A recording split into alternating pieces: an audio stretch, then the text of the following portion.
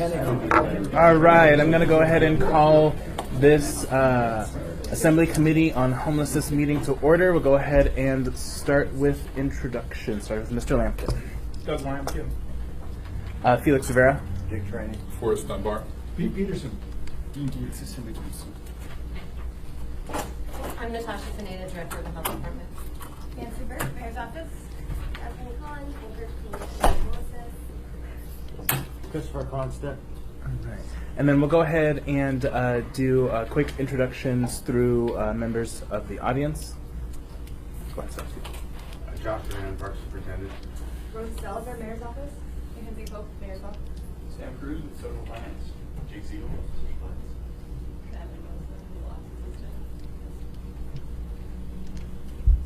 Debbie Siss from the Aurora House Social Hospice Home Network in here in Anchorage. Michelle. Okay. We'll go ahead and start with the back and go around. So, sir in the back. AKA retired DPS, Department of Public Safety. Joshua Spring with Senator John Vegas. Jen Ranger with Campbell Park. Steve Ashwood, Department of Health and Human Services. Jack Carson, Anchorage Place. Mayor Vanderbilt. Blake Earl, Anchorage Police Department. Harper Reed, U.S. Department of Housing and Urban Development. Marcy Shearer, Family Housing Authority. Beth Wilson, Division of Behavioral Health. Elaine Phillips, Habitat for Humanity. Dave Piper, Christian Health Associates. Zach Burgess, ICA. Kimberly Miles with the Alaska Native Justice Center. Ron Hansen, Concerned Homeowner in North Star Subdivision. Colleen Ackerman, Real Pass, Harlan Panther. Deborah Britt, homeowner from Halifax Circle. Christine Knoll, municipality of Anchorage, GIS.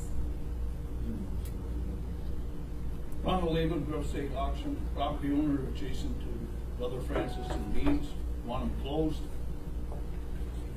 Nicholas Begich, citizen of Anchorage, and Nicholas Begich number 4.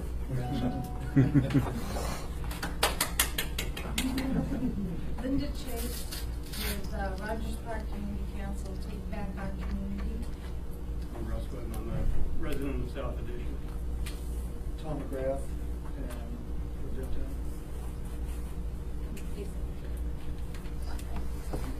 All right, thank you. We will go ahead and get started then with the mayor's report. Thank you, Mr. Chairman. So I've provided you with a monthly report with backup content, but I will skim through each of the areas and see if there are questions from the committee members. Today we're going to have a presentation by Jasmine Kahn. Last month we met Jasmine, or we waved to Jasmine. She's the new executive director for the Anchorage Coalition on Homelessness.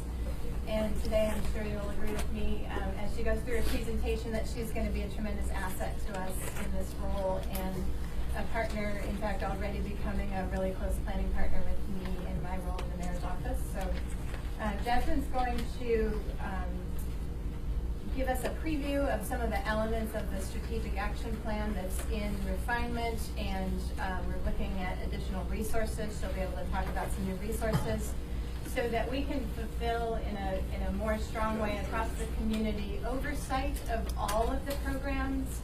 As many of you know, homelessness probably crosses 4 different sectors really, and there's been a need in the community for oversight and for monitoring of how the programs are working and how much resources is needed and where gaps exist. And so this draft that Jasmine's going to review for us provides us with a vehicle, it provides us with new resources and many community partners to monitor not only the homeless services, but housing opportunities and impacts on neighborhoods and businesses. So we're very pleased, we're excited to be at this next step and to welcome Jasmine today. Thank you, Ms. Burke. Sorry to interrupt. I just want to put in the record that Mr. Whittleton has joined us. Go ahead, Ms. Burke. The next one, if you remember those columns that we've talked about before, there are really some specific levers that we need to be monitoring in terms of homelessness and access to housing and resources in the community. It's around social service coordination, it's around infrastructure, which I include housing units and treatment opportunities, and then it's around finance. And so today we'll actually have some information from each of these areas, with Jasmine reviewing the coordination of resources and services. I'm going to, this next item on the agenda is the Alaska Center for Treatment. We have reached a milestone that is going to lead us to the next steps in redevelopment of our treatment facility that's actually located near Point Warrenzoff. Has been long time operated by the Salvation Army as Clitheroe, the Clitheroe Treatment Center. We've had the opportunity to meet with consultants, with our national consultants. We have 4 different scenarios of treatment options that may be offered at that site. We've used the gap analysis that was conducted by Steve Fishback in looking at the number of beds and the level of service, and then our consultant, Stephanie Colston, was the consultant who worked with the state on the Medicaid redesign, and so she actually had access to the Milliman data, which is the Medicaid data that tells us what existing services and resources have been in the community. Using that information, Stephanie worked with us to design 4 different scenarios, which while I was out on vacation, Stephanie and Steve Fishback took to the Division of Behavioral Health for an initial review. It's still very high level. We just wanted a go, no-go read from the division on the 4 different scenarios. We had a very positive review from the division. They're very excited about this work. They understand our goals are to enhance whatever is happening in the community in terms of treatment, to provide opportunity for people to recover fully, potentially by using transitional housing on the site, and to, it will really leverage all of the resources coming in from the state Medicaid program.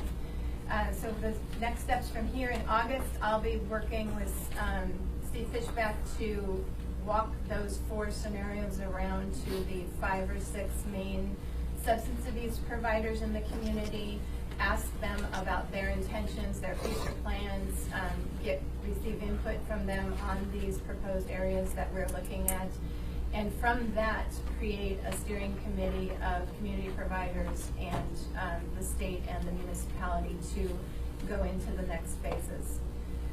That'll be on the services side, and if that is really the driver of what we need to do, because without revenue coming in, the facility is not going to be sustainable. And we're in this landscape of changing Medicaid reimbursement resources. So we're also waiting for the state's 1115 behavioral health waiver to proceed through.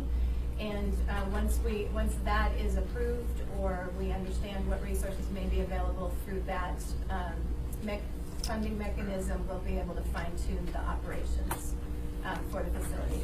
On the capital side, we're going to work with, we have an RFP that's being developed. It's about to go out. We're going to do bridge documents. We're going to do a design build method on this property. That's a mechanism you can use to reduce costs and be very efficient in the construction process. So we expect to have some 10% drawings for use and distribution by the end of August, based on these 2 processes kind of leapfrogging forward, going forward together. I'll take that. Thank you, Ms. Brick. I just wanted to put in the record that Ms. LaFrance and Ms. Rose have joined us a few minutes ago. All right, thank you, Ms. Brick. Go ahead. The next topic, unless there are questions, the next topic, actually I would like to just earmark that conversation around the facility. We will be getting to, once we have the line drawings and we're able to provide some more detail about the service delivery, we will have the large number for capital redevelopment that we need. I will just put out there that when we looked at redesigning in 2013, I think it was, or 14, when we looked at a redesign of the footprint that's existing on that site, the cost estimate was around $9 million, and so we believe that's probably maybe a little south of what the cost estimate would be today, because it's been a few years. That's kind of our starting point, and then we'll move up from there. And one last reminder that we do have the balance of the $5 million that was in the state health department for that construction for resources. So we'll be working to get you more specific numbers on that project. Mr. Trainee. Last night, Nick Beggett said that Mental Health Trust has about $500 million in their bank account. Can we get any of that to deal with this facility, both construction and operation? Have you talked to Mental Health Trust? We are in conversation with the Mental Health Trust. I'm not familiar with where that research would be within, I mean, unless that's their principal, that's their principal. And so they throw off they're on a POMD. And so they throw off 12 to 26 million a year, unless there's something that's, If you just get with our old city manager, he happens to be the director. I think I know that guy. But, He knows the problem. I want to see if there's some way we can reach into their assets to help with this problem.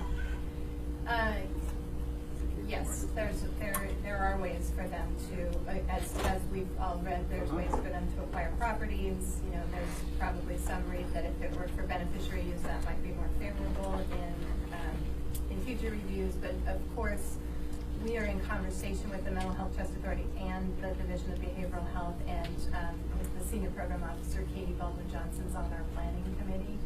So we have reason to believe that they're being updated on this, and this is a very high priority for them as well. Has been since 2009. Thank you, Mr. Chairman. Thank you, Mr. Trainee. All right, I don't see any other questions.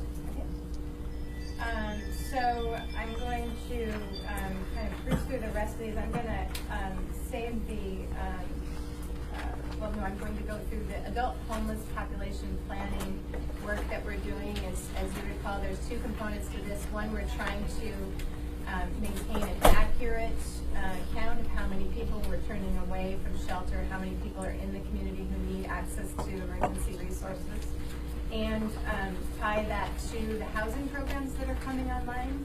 And just as a reminder, there's three major housing programs in the community that are moving forward as we look at the overarching community plan. There's the adult housing pilot that my United Way and my office are partnering on for the Pay for Success program. And we have some folks here today to talk about that. We also have the youth demonstration program, which is a major increase in resources for youth that are on the street. And then Path to Independence. And so I'm going to just put a little bookmark for those three housing programs. I'd like to provide updates on those.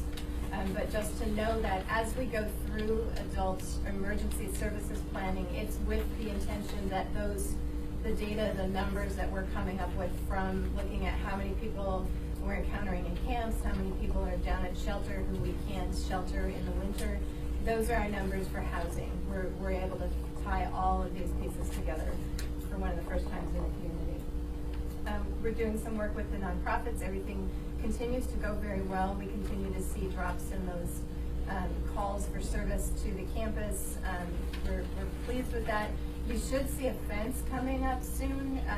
We were able to utilize some of the material from another site that had a fence come down, and so we should be able to use some of that material for a fence down at the property, but we need to do a little work with the planning department on the landscaping to make sure that we're not disrupting any landscaping that's part of the conditional use process. So look for that coming soon.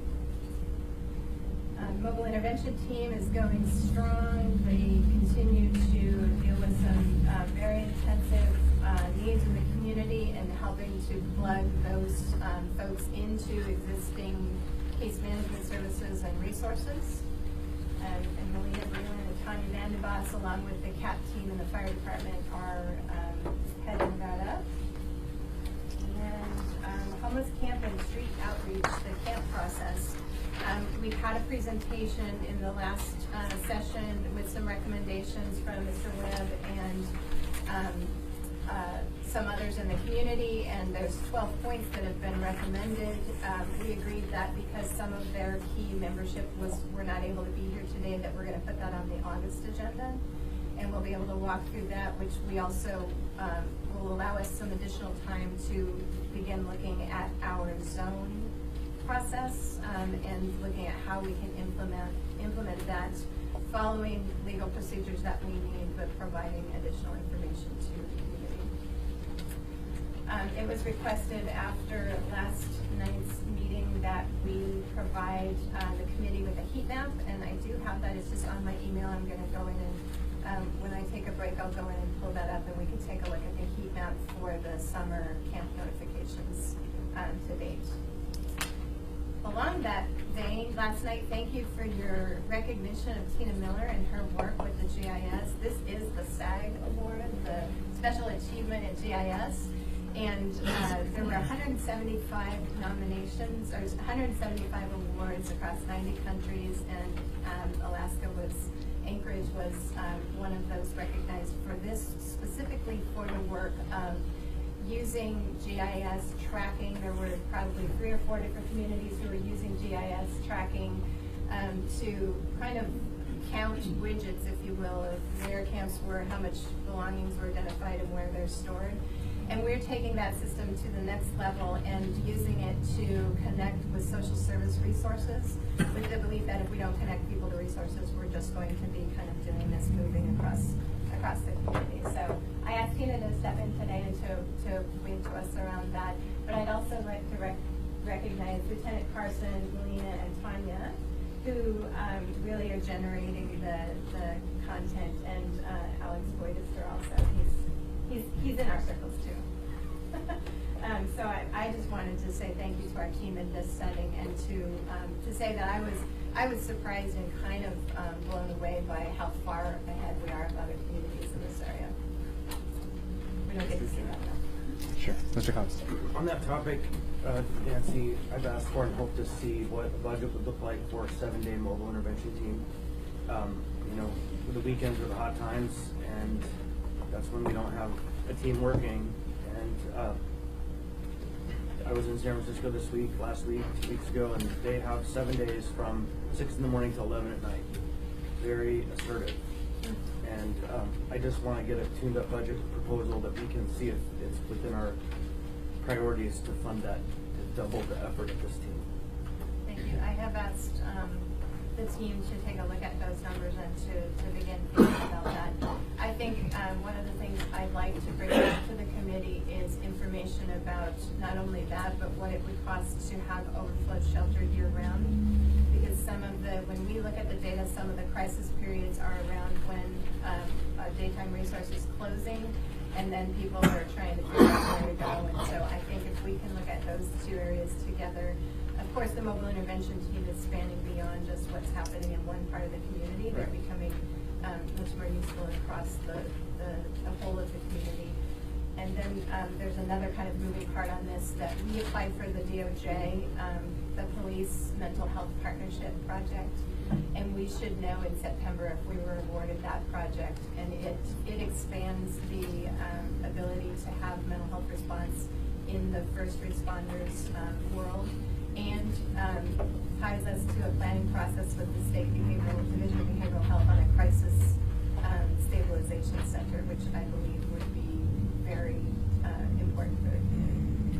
So just a quick follow-up, there's one other component that's important to that, because in order for us to get to the point where the community is feeling like we're doing as much as we can, which means abating as quickly certain areas, we have to have a place for people to go and a place for their belongings and a process. And so that third piece is the storage component, and I know that's part of the discussion that's coming forward on what to do with the 12 points and what we're doing with the zone-based abatement. But I just want to make sure folks know that that's one of the key ingredients to the mix, and it is one of the layers of this conversation that's emerging. Thank you, Mr. Constant. Go ahead, Ms. Bird. Maybe just to follow that for just a bit, Natasha Pineda is right here next to me, because this is one of the high priorities for me going forward, that we start working on, what pieces of this are about an overstressed system that will be the next 2 to 3 years, and what pieces of this are ongoing maintenance, so that we don't come back to this location, this situation in the future. And so Natasha is going to be a tremendous asset to us in having those conversations with her public health knowledge and background.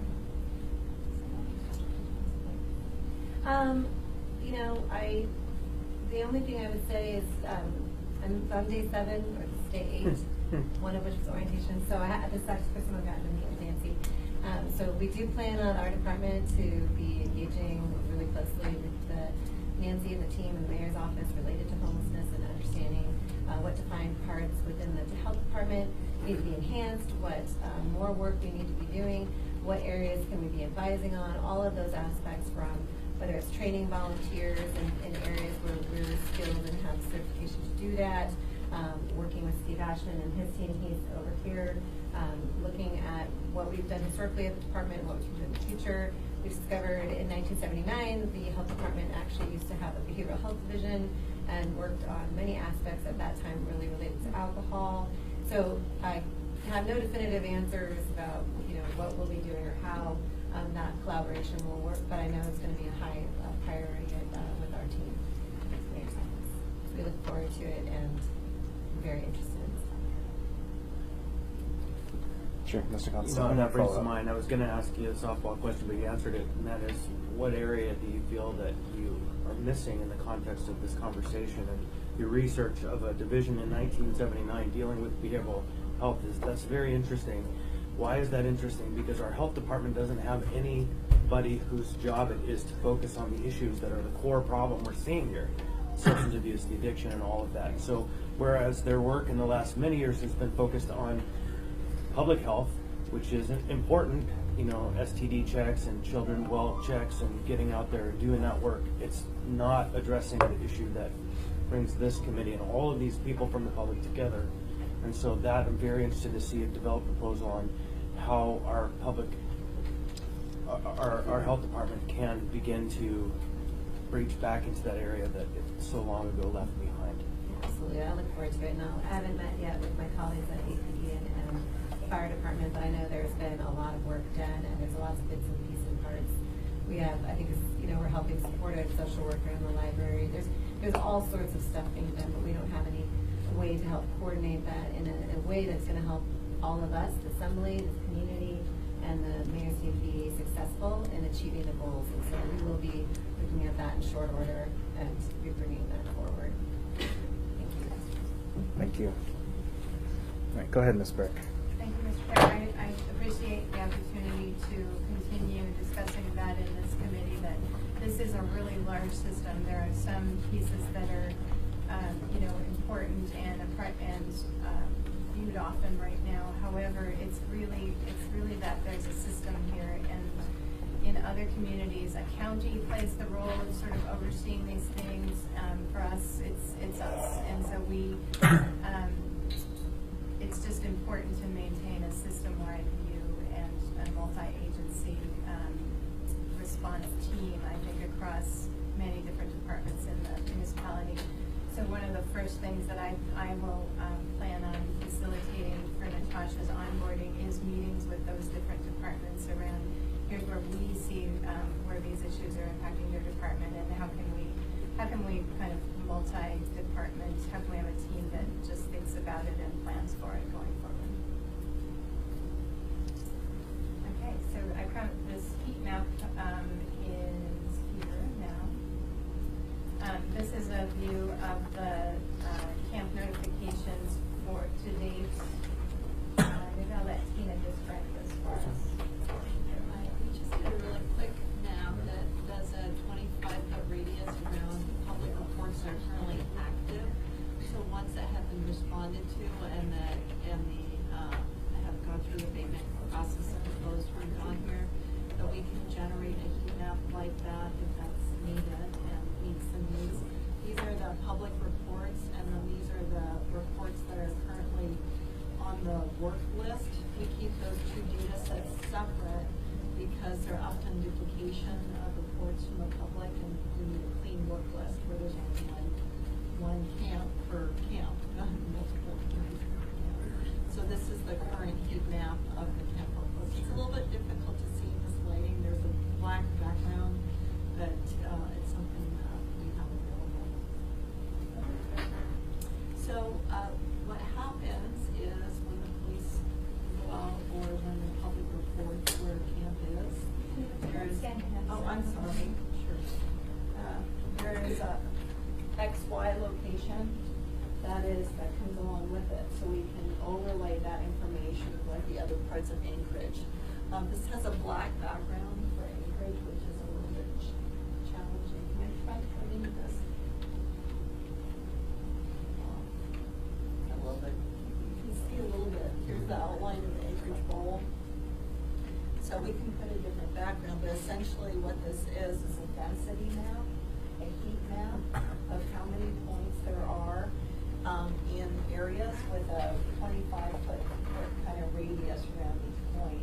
So if there's two within a 25-foot radius, they're going to show stronger color, darker pink.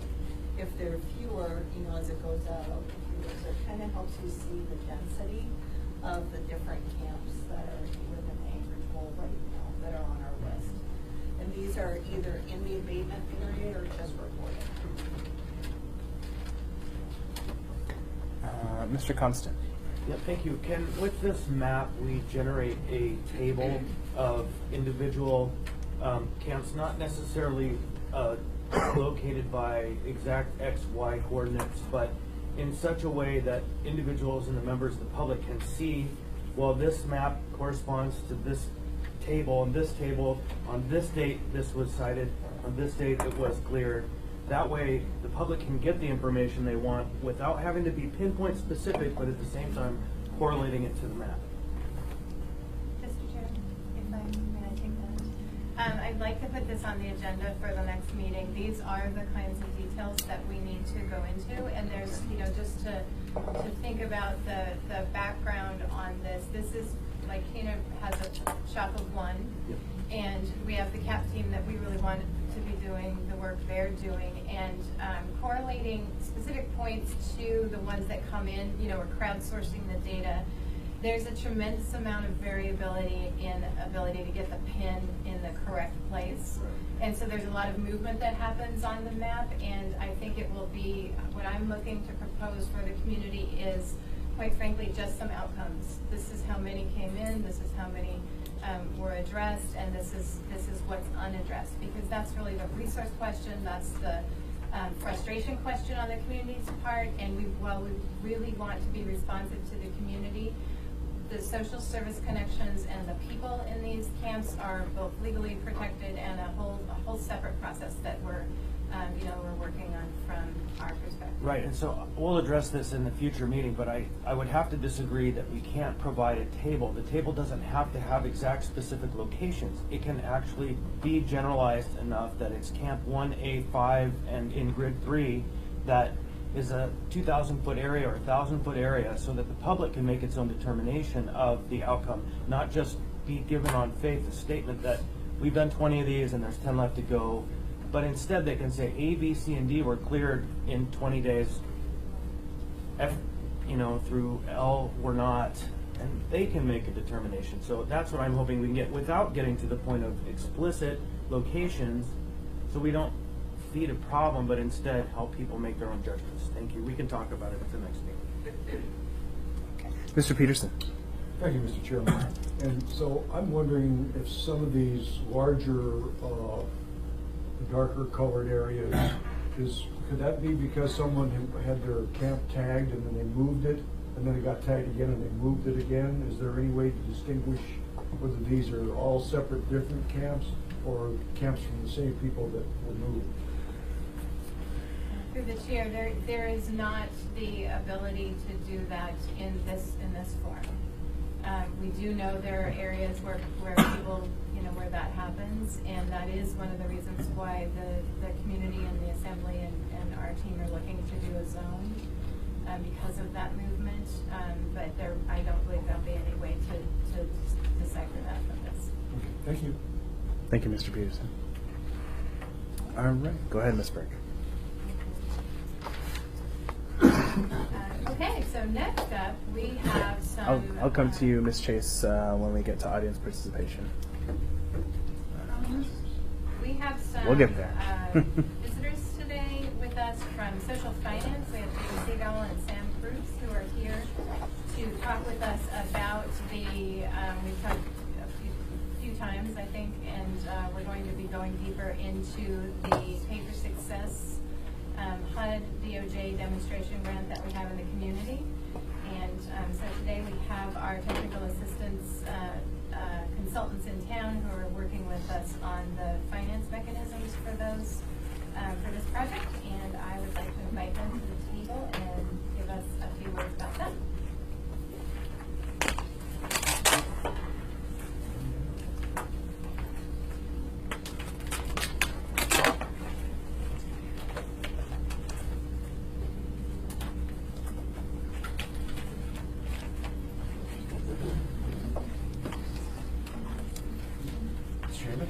Thank you all very much for having me.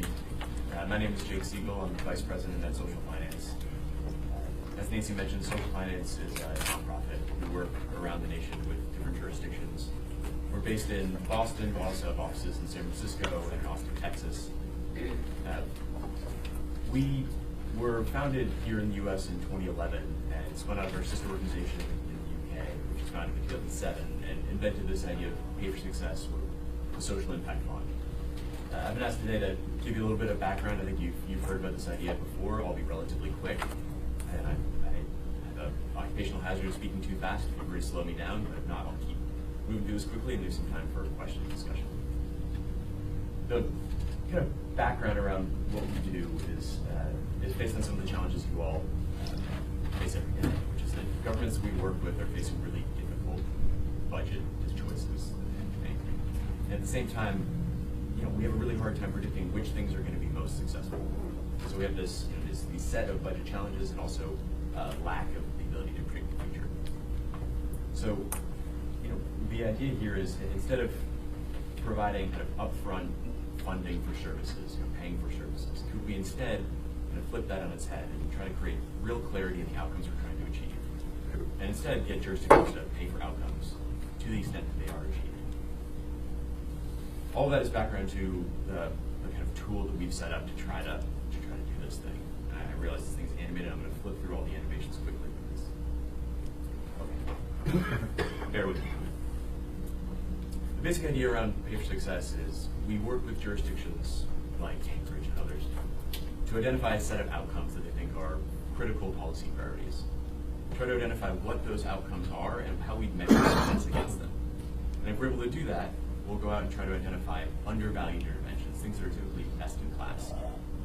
And whether or not we think there's a credible case for expansion of those interventions, moving the needle on the policy priorities we care about. And if we can make that kind of match, we'll go out and find private funders who can actually provide the upfront working capital to expand those nonprofit interventions. So the way this works is this kind of three-way performance-based contract, in which private funders will provide the upfront working capital to scale up an intervention. Nonprofits will actually do the intervention itself and try to achieve better outcomes. And to the extent that those outcomes are achieved, the outcomes payer, usually a government or a mix of governments, will agree to repay those funders, but only to the extent that performance is actually achieved as verified by the independent third party. That's the short version of it. It's a beautiful triangle like this. So Pay for Success is a performance-based contract with the fundamental idea being that taxpayers only pay for the positive outcomes that are actually achieved. We're trying to kind of flip the fee-for-service idea on its head. So why do we care about this thing? Well, the reality is that not everything works as well as we hope it will. So Pay for Success allows us to pay based on what actually happens in the community.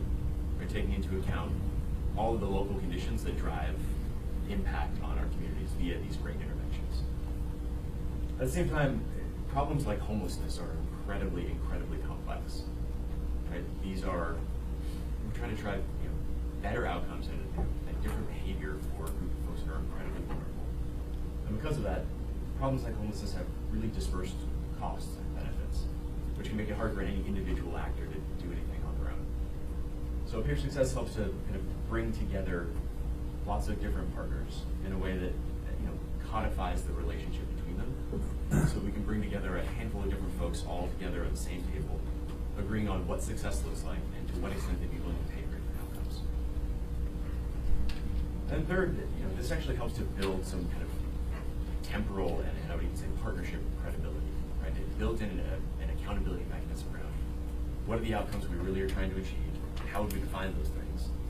Then over some set period of time, whether or not we've achieved them, right? So it's creating clarity, and by doing so, what we found is this drives a new kind of discussion on what is the data that we need in order to track that? What is the evaluation we would use in order to understand whether or not success has been achieved? And then how can we all work together to do our very, very best to achieve that impact? So it drives these kind of novel conversations around performance management, in which we're using data in a really active way to try to achieve those outcomes. You've all heard a little bit of the context around what the project here. I think this came about as a partnership between a lot of folks in the community here, including Nancy, the United Way, Agnew Beck, the Coalition, and dozens of other stakeholders throughout the community. They've drawn down some funds from HUD and DOJ, as well as our support, which comes from the federal CNCS, the Corporation for National Community Service, as well as bringing in some other technical assistance, the Corporation for Supportive Housing. The issue, of course, is homelessness, and homelessness is incredibly challenging and also incredibly expensive. In many ways, this is a particularly well-suited application for a tool like this, in that it helps to bring together lots of different folks who are impacted by this kind of challenge in defining what outcomes we're trying to move the needle on, and webbing, bringing together these lots of different outcomes payment streams, so we can build a new kind of partnership here. The focus here is on permanent supportive housing. I mentioned trying to find those really high-quality, undervalued services. Permanent supportive housing is a really well-evidenced program that we believe really can move the needle on some of the challenges that we've all discussed in the past. And we're in the process now of designing what exactly the program would look like, whether or not we can get the right coalition of people together, both from a funding perspective and from an outcome payment perspective. And then what are the outcomes that we would use in order to define success with this thing and how we measure them? That was my really quick version of this thing. Anything I missed? Great. Looks like we actually do have a question. Ms. LaFrance? Thank you, Mr. Chair.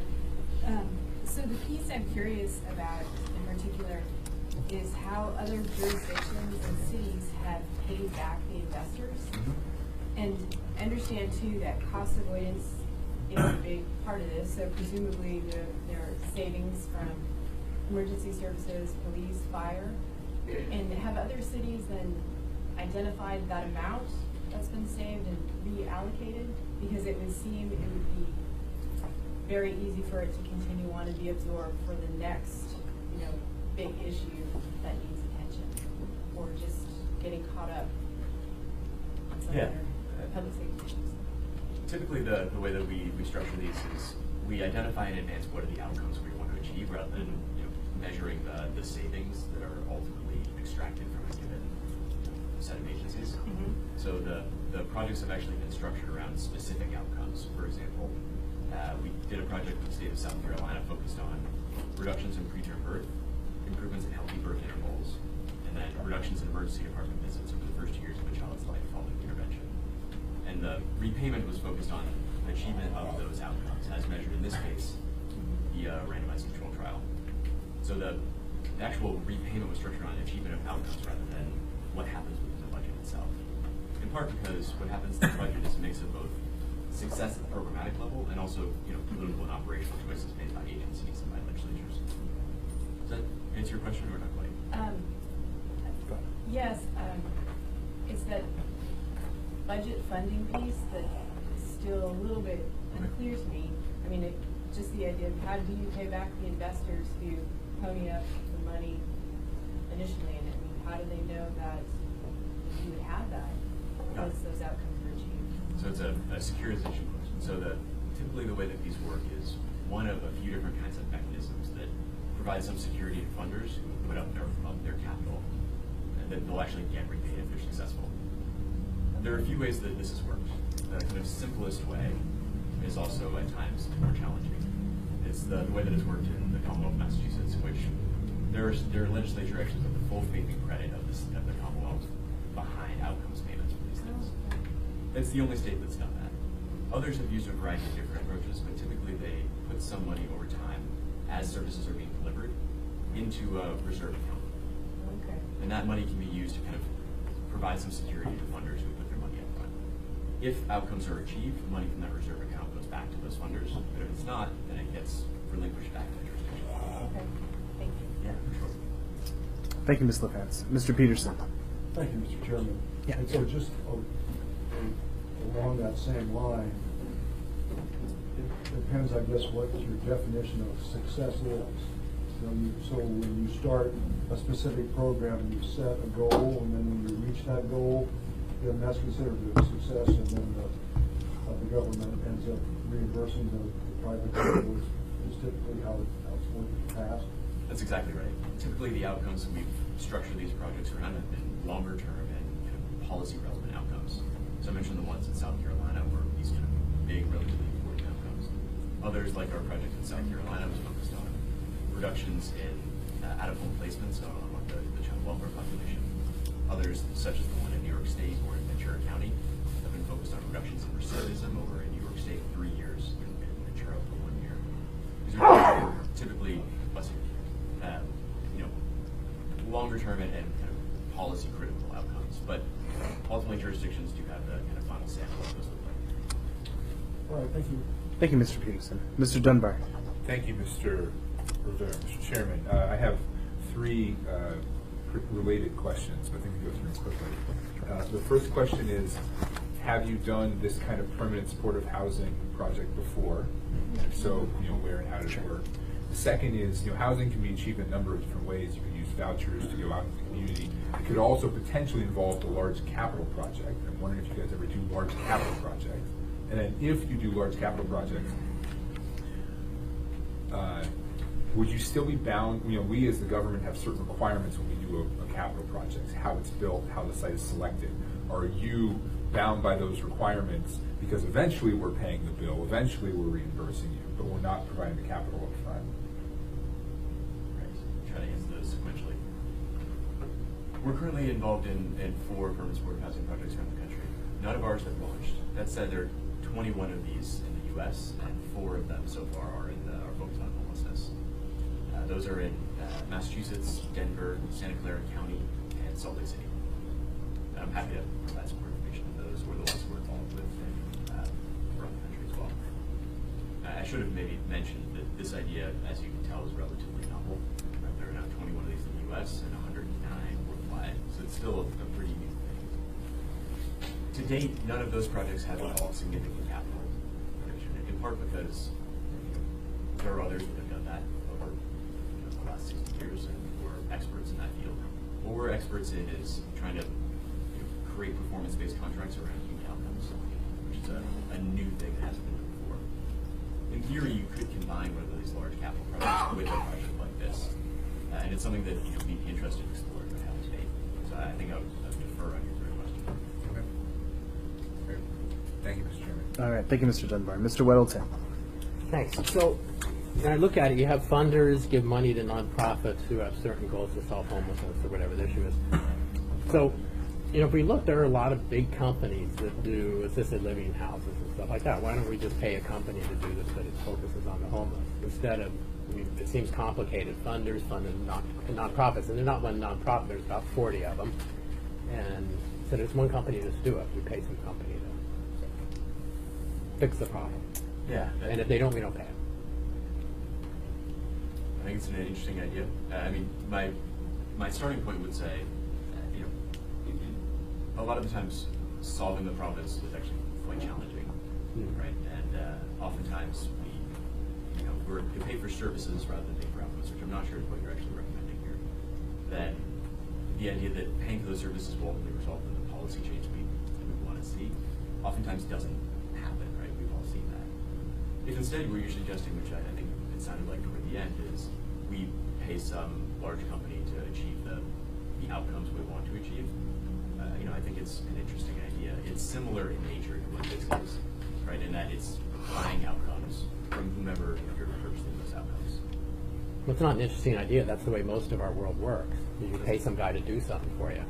And what you've got here is you find some kind of funders who are willing to go walk a plank to fund a bunch of nonprofits who work kind of different to solve some really hard problems. seems like you really complicated the cycle here as opposed to just finding someone to do something for you. I might suggest that things like homelessness aren't like, fixing your car, right? And that you can just, you can't just pay someone to get something done and it's over. I understand that, but you're not solving homelessness here. You're paying someone to do permanent supportive housing, which is another way of just saying an assisted living home or something. It's very similar. You're saying, we're just going to take this piece of homelessness, right? That's a fair point, and this will not solve homelessness, right? What it will do, and to be totally clear, the outcomes payers are not paying for permanent supportive housing. They're paying for improvements in things like housing stability, reductions in use, or reductions in jail bed days, right? Which is something different. How we actually achieve those things, I think, is a subject of ongoing conversation. So, I think part of the challenge we're trying to address here is that these outcomes often take a while to accrue. They're often quite risky to actually achieve. So you can't necessarily just go, find a provider, pay them to do the thing, and assume you're actually going to get the outcomes you want to achieve. There's some real, what we call performance risk of when you actually do the services, whether or not you'll achieve the outcomes you want. So, I think from a tactical standpoint, whether or not you go to a company and say, we'll pay for these outcomes, housing stability, reduced ED visits, et cetera, or you go to a group like ours and try to do the same thing, I think there are two reasonable approaches to the same kind of a problem.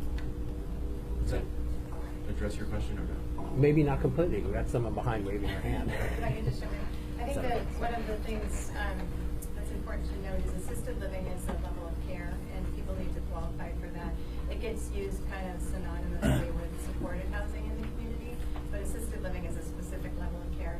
And I think one of the challenges we have is that the resources are not lined up in the place where the nonprofits can be effective. And that's one of the main benefits. It's my main interest in this project is that it gives you resource for the system to get realigned. And then as you see reductions in your Medicaid payments, your other resources, those end payers may not actually be able, or there may never be enough wiggle room in a budget for the state to come back and say, oh, cool, we're going to give you $4 million. However, it could be possible that we say, okay, we're going to perform this, and if you will fix the ongoing financial resources that are needed to sustain this, then we're just putting this project in the middle of it. Lots of people argue, well, why don't you just put a bunch of money in the middle of it, and why don't you just do the project and not have all of these contracts and negotiations? And what my concern about that is that that's just business as usual. This project fixes the system that we need to make sure that we don't get back to this place where we have overloaded need in one sector of our town. If that makes sense. I'd be happy to have a longer conversation with you about that. I'll absorb that for a moment. All right. Thank you, Mr. Whittleton. Ms. Rose. I just want to piggyback on what Mr. Robinson was mentioning about risk. And if we're working in an area where we have a high risk for recidivism and those kind of situations where we don't always have a guarantee, what kind of guarantee does that give to those nonprofits to even invest? And there's such a huge risk to them that we'll find ourselves without any nonprofits willing to take on that risk.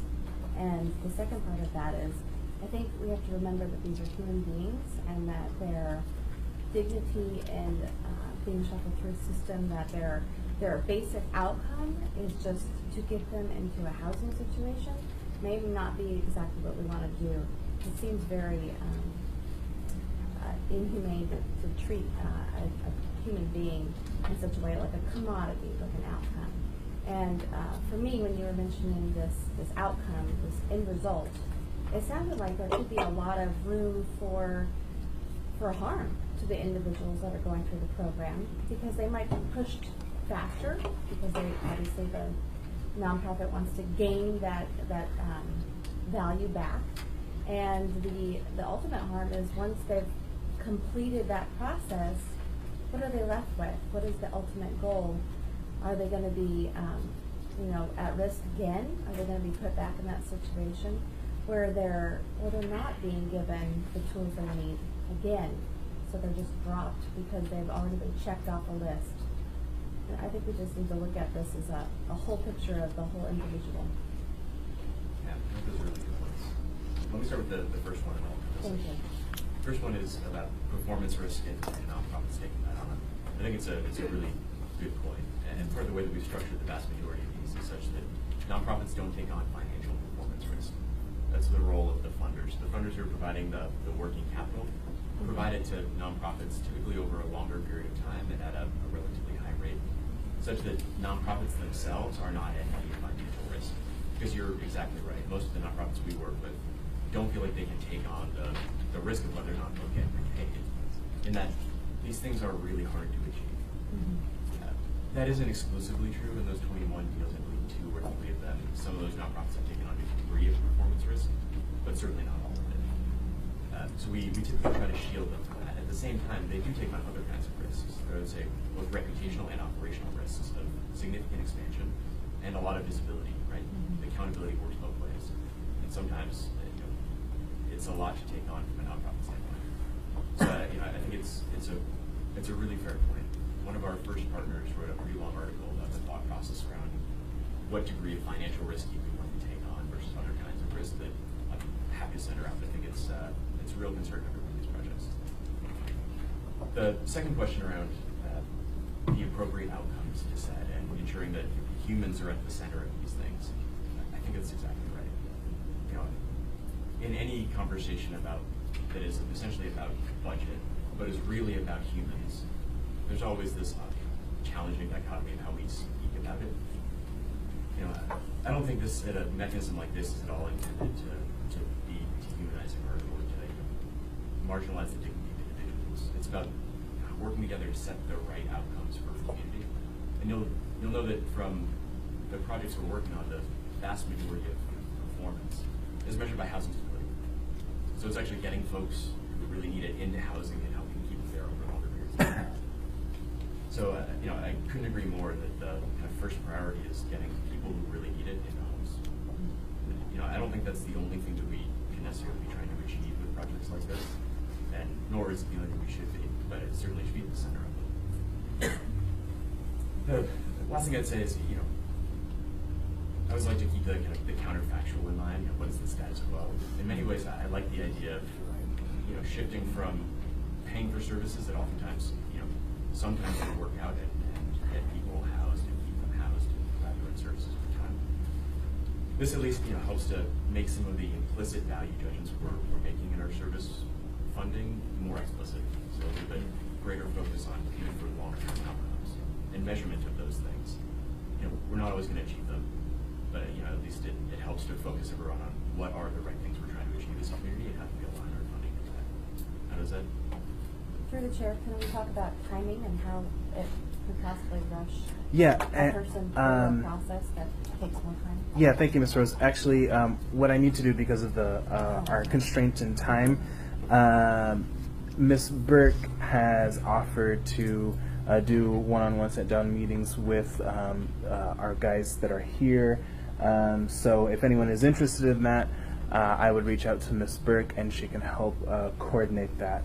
I apologize that we don't have the time to really go into this in greater detail today. Mr. Chair, just one thing that you didn't do was describe the status quo in that conversation. And the fact is, if I might just 20 seconds, the status quo is that our emergency rooms are the #1 point of contact after the police. The police take them to the emergency room.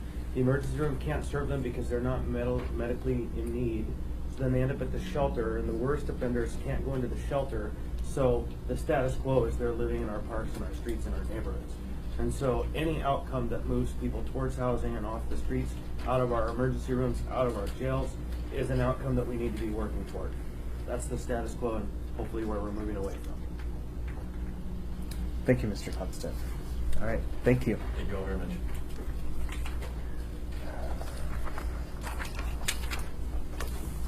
All right, Ms. Burke, I think we are ready for the presentation on the community plan. Thank you. As we can. While Nancy cues this up, just to take a few minutes to introduce myself. I think no, I that's the hard informally one. met you all my second day on the job, so the last time we all met. I am the new executive director of the Anchorage Coalition to End Homelessness. My name is Jasmine, as Nancy mentioned. I've actually been involved in the Anchorage community since 2005, but I bought a home here in up in the lower 48, and my background is actually primarily child welfare. I spent almost 20 years working on the continuum of care in that world, coalition building around the country, working with communities to align finances, identify needs of each community when we talk about kids and families, and build the partnerships necessary to support that work and make sure that outcomes are present. And always happy to talk to folks about finance and outcomes and how those two things should be paired up in the world of nonprofit. As I mentioned, I joined the coalition a month ago. I'm assuming most of you are familiar with the coalition, but we're certainly happy to always show up and talk in more detail about what the coalition is working on. I think in the immediate sense, some items that Nancy included in the report, just to call out very briefly before we get into the plan. One, the coalition is currently working with our partners throughout the community to respond to HUD's continuum of care application. That's about a little bit more than $3 million of funding that comes into our community to support this work every year. It is a very large-scale application process. We apply to HUD, and then through the coalition allow nonprofits and community organizations within Anchorage to apply to the coalition to receive that HUD funding. So there's a number of levels of complexity to that, but that's currently happening. In addition to that, obviously I'm new. There are some other new players that we are still looking to identify who will be coming to this conversation, particularly around the strategic action plan. So I do want to talk to you guys briefly about that. And then there's a lot of work that's currently in motion. And so I will spend some time speaking about that. But while we work on the high-level planning, I think it's very important to continue to bring to the conversation the work that is still being done on a day-to-day basis to address the community's immediate needs. We heard a bit about Pay for Success already, but I will talk to you guys through briefly some of the other things that are going on. So to recap, and I apologize if folks have heard this before, but since early this year, we have been working on a strategic action plan. And for those of you that have been around a while, let us first recognize that Anchorage has a number of plans to address homelessness. Our state does, our federal government does, most communities have different plans. Generally speaking, those plans are looking to identify working with a specific group of people experiencing homelessness. So most recently, Anchorage worked on a plan to end youth homelessness in the community, youth and young adults. So sometimes there's some specificity to these plans. If you've read any or all of them, what you'll find is they're very high level. They're generally conceptual, they're generally strategic. The intent of the strategic action plan, help us please for using the word plan, but the intent is to create a tactical roadmap. This is what we're actually going to do to coalesce all of those other conversations and bring some concrete action steps and public conversation around what we're doing in Anchorage, who's doing it, how it's getting done, and is it getting done effectively. The plan, again, and the folks that have convened to have conversations around the plan have been in conversations since the beginning of this year. There have been a number of different activities to support this discussion. So one, as I mentioned, was looking at the previous plans and the valuable thought and work that went into those, many of which we will run in parallel with. There's also been some community gatherings that I think a number of you have been involved with. There have been a variety of different stakeholders brought to the table to look at the plan's draft and provide feedback. So we've reached a point where, for all intents and purposes, the vision has really gelled. I think that there is general agreement with all the folks I've talked to in the last month about the high-level vision. You'll kind of see on the slides the vision, the core purpose, our goals for achieving and what we want to achieve in the next 3 years, also our long-term goals. What hasn't been fully identified are the actual action steps. I would venture to say that was a reckless comment, frankly. The steps have been identified. They haven't been finalized.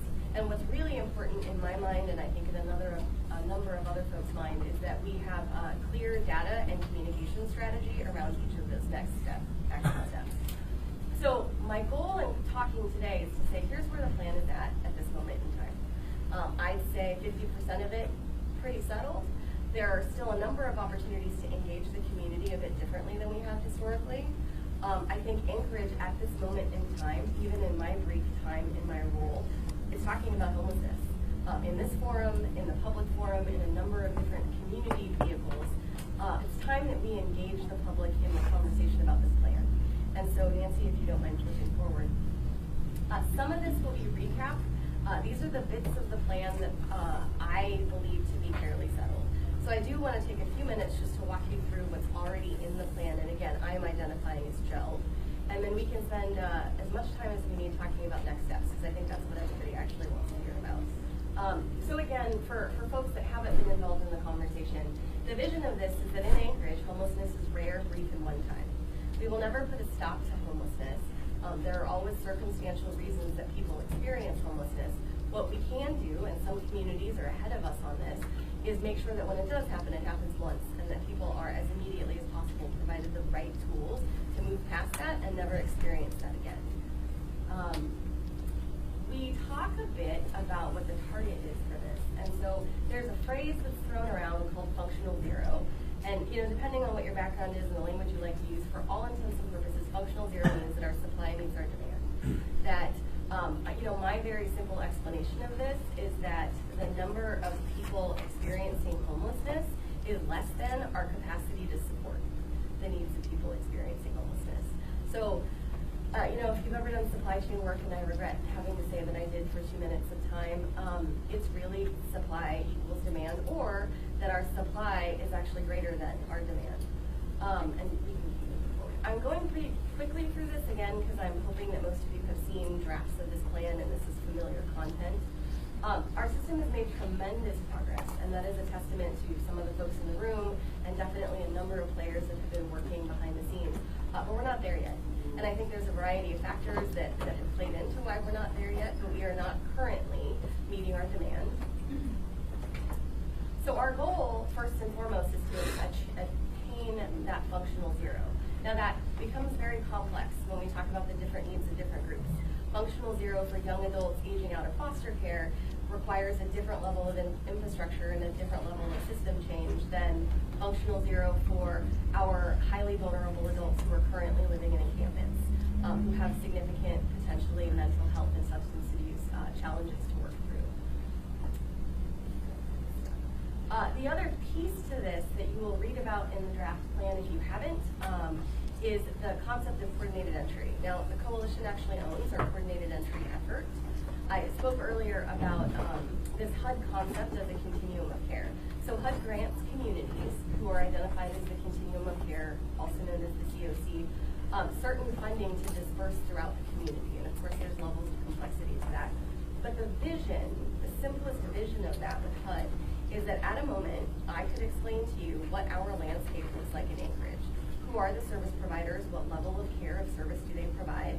What is their supply? What is their demand? Their capacity and their ability to meet the needs of our community. And what are their program level variations? Are they just working with the veteran community? Are they just working with youth and young adults? The continuum of care vision is really around understanding the landscape of the homeless community in Anchorage.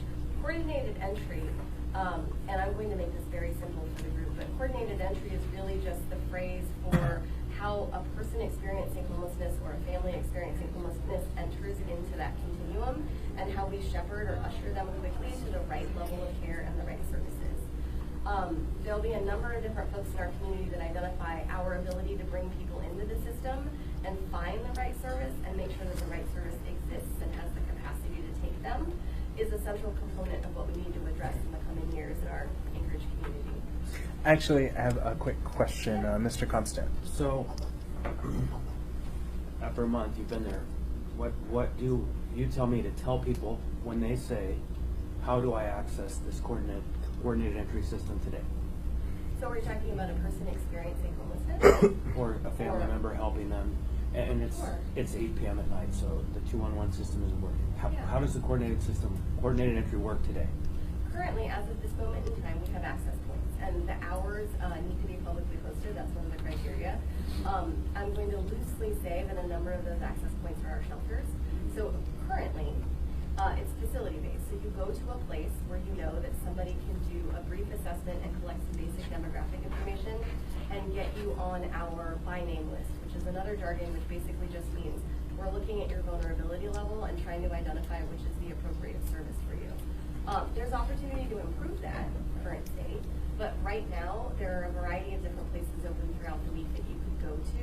You do need to know that you want to get on this list, and you do need to know the times and the locations to do that, but we're certainly in talks on ways to open that up. There are communities that do no wrong door, where you can get access to that in a variety of different ways. There's communities that are trying it online. I think that there are pros and cons to that, and we need to, much to what we were talking about earlier with permanent supportive housing, just because an intervention works in other communities doesn't mean it's right for our community, and doesn't mean that it will adequately address the needs of not only people experiencing homelessness, but also the larger community. So could be a cool intervention for us, maybe something that we should continue to look at and evaluate.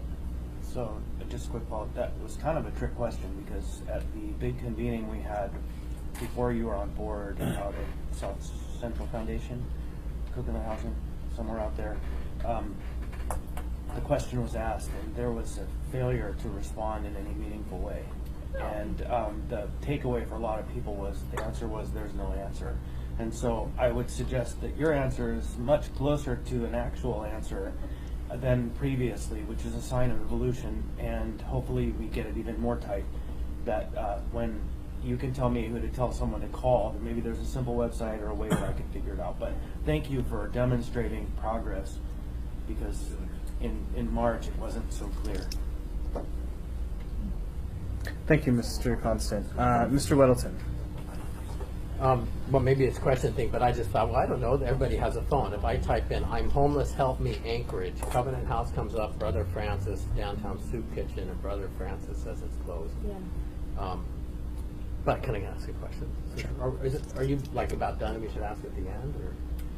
Got a little bit to go, but I'm fine. You know, it dawns on me, you say functional zero supply equals demand, but as you make more of this housing available, it's said by some, I don't know if it's true, that, well, demand increases. Oh, I can get that cheap housing, so more and more people want to slide into that cheap housing system. Oh, you got a voucher. Did you really? What'd you do to get that? Homeless for a month? I'm in. Or does that dynamic happen? So I would venture to say that there are people in every community that look for opportunities to achieve what they need to achieve more easily. The statistics around that and how many people are potentially abusing or misusing the system, I don't have access to that right now. I do think that that's where our focus in the coming years on the quality of our data is really important, because we really need to move past just talking about supply and demand and also talk about the effectiveness of these programs, and are we serving the right people in the right programs, right? I don't think, and again, there's a number of people in the room who have had much more historical knowledge than I do. I don't think that we have any reason to believe that that is a common occurrence that is inflating our demand in the community, but I do think that's something we should be looking at, be able to provide some numeric data to support. I would just offhand, I'd say it's actually normal human behavior to look for the cheaper, good solution. And you're offering that, the cheaper housing, oh good. My hunch is that the criteria to access these services could be prohibitive. So if we think about the fact that a number of these services you need to be chronically homelessness and need it in order to obtain it, that means that you need to prove that you're living in an unlivable circumstance for an extended amount of time. And again, different people have different motivation levels, but my hunch is that as much as I would like more cost-effective rent, I'm probably not going to put my family in a potentially dangerous situation in order to access that. Again, I'm speaking for myself. I don't have data, and I think Nancy may want to chime in. I just want to make sure that we underscore that it's not free housing. Everyone pays rent, and it's prioritized and evaluated, and so it's not like you can just walk out of the shelter and get some free stuff. You know, it's just, it doesn't work like that. We don't But have cheaper counts too for all of us. maybe, but I mean, you'd be. I don't know. There are a lot of people who are living on the edge of homelessness who possibly, but it's not easy, and it's not desirable really to go through the whole process of literally becoming homeless. You have to deal with your belongings, and you know it's a big. We've all moved, so I mean it's a big deal. So I think that's probably a low incidence thing that happens. Right. Thanks. All right. Go ahead. Thank you. Yes. So again, more important than where the plan is right now, I would like to talk about next steps. And so with time in mind, there were long-term goals that were identified in the beginning of this process. To my knowledge, those have not changed significantly. But to call out a few of this, obviously we've talked a bit about the continuum of care. First and foremost, we need to make sure that we've built and maintained that robust system so that we are meeting the needs of all people throughout the spectrum as they experience homelessness.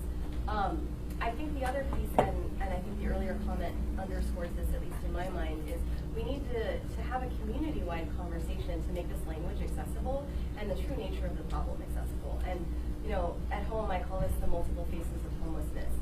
We definitely see people experiencing homelessness that match a stereotype I think many of us have in our mind. But there is also data that supports the idea that homelessness is generally a one-time occurrence, and that the dynamics of people experiencing that are not necessarily what's in the forefront of people's mind. So there's definitely a component to the plan that is about building that community conversation. There's also new components to the plan that have been interjected based on ongoing conversations around public safety and community livability. And while I will be the first one to say very sincerely that this plan is intended to focus on addressing the needs of people experiencing homelessness, nobody intends for the plan to turn a blind eye to the larger community impact. We are one community, and while we need to focus on the folks that are experiencing homelessness, we also need to understand the upstream and downstream impacts to that and how this changes the community.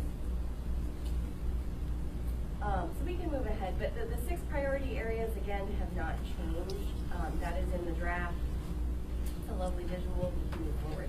It's really, I think the highlights outside of what I've already said are really to think about the data and the funding / leadership. Easy way of saying that is governance. So how are we showing to the public, to funders, to the larger community that we are indeed doing what the plan says that we need to be doing, both process and outcome oriented, and showing progress in a way that's accessible to anyone in the community. So in terms of next steps, what we're actually going to do, I think it's important to call out that we are targeting October of this year to finish the plan. Right. And to do something a bit differently than what's been done historically, we do want community engagement and ownership in this plan. We want one plan for Anchorage, and something, again, that is accessible to anyone that's interested in learning about the work or learning about the progress towards the goals. So as an immediate next step, we're talking with a number of parties about different governance structures, how to engage different stakeholders in the plan. That is a conversation that continues to evolve. But the one thing that the coalition, in partnership with the Muni and all of the providers that have worked on this to date, is very committed to is taking the plan public. And so hitting the road and walking around and talking to any interested parties in the plan. And not the conceptual pieces of the plan that I just shared with you, but the actual tactical components that say, what are we going to do, when is it going to be done, and what's the data supporting those things, how are we going to measure it. And so that will include, obviously, talking to the community of folks that have done this work and have the institutional and subject matter expertise, but also bringing this to community councils, assembly meetings, engaged groups in the community that have formed to discuss how these types of concerns are impacting their community, but truly having open dialogue to get the community's input in the plan. It's a lofty goal to get it done before October, but I think, again, in concert with a number of different parties, we've got to get past planning and get to implementation. And so better that we have a urgency and an aggressive plan to talk to the community members and get this done than we continue to plan. So, if you don't mind flipping back, let me pause there. And again, there's a ton of information on here. As Nancy has mentioned, as others have mentioned, there is work still in motion. Pay for Success is moving rapidly. There is a plan to house people who are our highest vulnerability, most at-risk people in permanent supportive housing before the end of this year, this calendar year. Pathways to Independence, which is the partnership between Cook Inlet, Widener Properties, and a number of other entities, is up and moving. We are not serving people yet, but again, the infrastructure to set up is moving. As Nancy's mentioned, the mobile intervention team is currently doing what it can, and it sounds like there's some opportunities to move that forward as well. So I do want to talk a bit about the youth homelessness demonstration project, but before I move to specifics, any questions about next steps of the plan? Sure, I have 2 questions in the queue right now. Mr. Trainee? Mr. Chairman, we've got 14 minutes left in this meeting.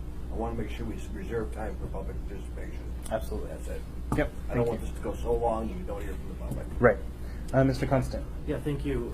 You know, having been involved with this issue for many, many, many years now, I do see and I recognize that you have listed community stakeholders that aren't providers, that aren't the government. And so I commend you for that. in words, and I look very much forward to seeing it in action, because that, in my opinion, has been the single largest missing component to this conversation. What about the people broadly around the places where these things are occurring? So I look forward to seeing your actual efforts to do that outreach before October. And before you continue, just so I can get a sense, how many of our members in the public would like to speak at the end of the meeting? 1, 2, 3, 4. Okay. Right. All right. So with that, if we can wrap it up, that'd be quick. Yeah. Thank you. Very briefly then, again, I think folks have heard this before. Anchorage is one of 10 communities in the country awarded funding for a youth homelessness demonstration project to the tune of about $1.5 million over 2 years. Just notable progress. We have identified four projects within the community to take these funding forward and do this work. We're in the final stages of working with HUD to get that up and running, and are looking at the final quarter of this year to actually begin services to our youth and young adults in Anchorage. All right. Thank you. All right. I don't see any questions, so we'll go ahead and move on to audience participation. Go ahead, Ms. Chase. I'll let you go first. Thank you. First of all, I would like to invite everybody here, everybody in the room, to go and take a look at the median on Northern Lights by Village Inn, and it's about, I don't know, 300 feet to Rogers Park Elementary School. Take a look at what Lieutenant Carson and his group, John Rada and his group have done to make a difference in our parks, our area, green belts, all of that kind of thing. You go and you look at how those trees have been trimmed up, the brush has been cleared out, and it's much more of an inviting place for you and me to go to. Not that I want to, play in a median, but I mean, it is astounding. And if we could do some of that along Northern Lights Boulevard, it would make a huge difference. But anyway, I think it's wonderful. And I also want to thank Mr. Constant for, saying that what you're saying, Jasmine, does have, some credibility, that the words are right, but we now need action. And also getting the community involved. Because what we have here right now is we have government and social service agencies. And we need government and we need social service agencies. However, we need to have the public involved in this. And we have not been, as has been agreed upon. And there are a number of us who want to be heard and are going to be heard. And so everybody might as well get used to it. We want to participate. And then finally, it's still dismaying what I heard today about these maps. No offense to you, well, Tina left, I guess, but no offense to Tina, whoever asked her to make the map of where the location of the encampments are. That was insulting, discouraging, and unnecessary. What's happening is the mayor's office and those in the assembly who are not standing up for the citizens are saying, we know better than you. You don't need this information. This community is not stupid. We want that information of where the encampments are, and we want it now. And I feel insulted that you think that our community is going to turn into a bunch of vigilantes who go out and clean up, you know, what should have been cleaned up a long time ago. Let's have a little more confidence in the public. Because we want to have our community back. We want our community to be someplace where we all feel safe, someplace where it's healthy to be. Linda? Yeah, I know. I just want to add that I had an email just last night from a member of one of the coalitions you work on that stated clearly that this individual has been going out and actively dismantling camps. And so the idea that it wouldn't happen because we're good citizens, in fact, to me, is a thing we have to be very careful of. And so I just want to offer that good progressive people, that people I support, are getting to the edge and they're doing things that I don't recommend because they're going a step too far. And so I believe the administration will come up with a map that works to give us enough information to make accountability happen, but not too much information to provide opportunities for people who are good meaning to go out and cause things to happen that they really don't understand the ramifications of. So I just, Mr. Constable, we have to be careful. I respect you and I appreciate everything that you have, you know, put forth as far as this issue is concerned. But what you just said is insulting. I'll show you the email. Our community. I'll show you the email. So, Our but we'll do that later. community is not. I hear you, Ms. Chase, but I have some other people who are in the queue to speak. Thank you. Thank you. All right. Go ahead, Mr. Vegas. I'm not a member of any special interest group here. I'm just a citizen. But I want to re-emphasize what I was saying last night briefly because we're getting out of time. What I was suggesting was that we take a look at the Mental Health Trust, the corpus of their fund, which has $500 million in assets being managed by the fund beyond their land resources. They had $51 million in revenues generated from that operation. They've been here since 2 years before statehood, since 1956. They've got 1 million acres of land. I took the time to go up to Palmer and take a look at a facility that's kind of designed for 900 people. That's empty. It's called the prison, Palmer Prison. It's an empty facility. It cost $85 million. Perhaps with some of the acreage the Mental Health Trust has, maybe they could arrange a swap, because it certainly is in all of our interest to see a solution for inpatient, for substance use, was number one. And to hit the capital, if that's required, actually make a purchase from the state or a trade of the land, it seems like an appropriate use of public resources. Secondly, I suggested a 15% user fee on alcohol, because $300 million is spent in this town, and I don't see Char here taking care of the problem that's created by alcoholism in our community. $300 million, a surcharge of 15%. If you cannot afford that, you are drinking too much. That would generate $45 million a year in recurring revenue in this community based on what we know, which is an amount equal to how much property was stolen in Anchorage last year. That would take a big step and a big bite and provide some funding to do the payback of whatever the positive outcomes are, because then we're paying for real results, not for speculation on what might happen. Because what is happening, this report was completed in 2015, is the target of 150, 165 people being housed. I guarantee we have more than that now, as an increase in the population of homelessness. So we need a couple of money, real money.